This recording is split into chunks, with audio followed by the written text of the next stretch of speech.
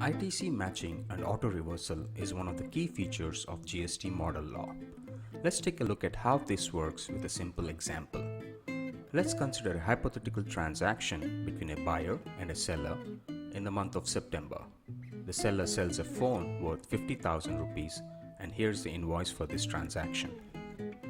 As per the model law, the seller is supposed to upload his invoice in his statement of outward supplies, that is GSTR1, by October 10th. Let's say he fails to do so.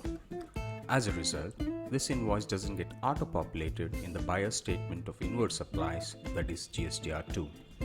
However, the model law permits the buyer to add this invoice to his GSTR2 and provisionally claim ITC on it, even if the seller fails to reconcile the same between October 15th and 17th. The buyer and seller then proceed to file their valid returns on October 20th. After October 20th, the process of auto matching takes place. The system discovers that the buyer has claimed ITC on an invoice that is not uploaded by the supplier. It intimates both the parties accordingly about the discrepancy. If the seller later uploads the invoice by November 10th in his GSTR1, the buyer has no further liability.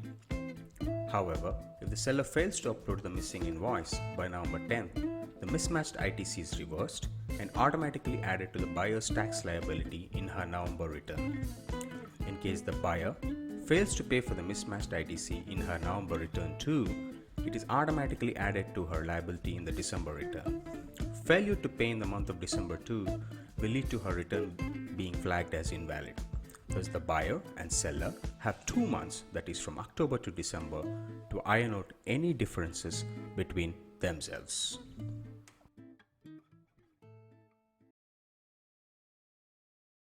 Created using Powtoon.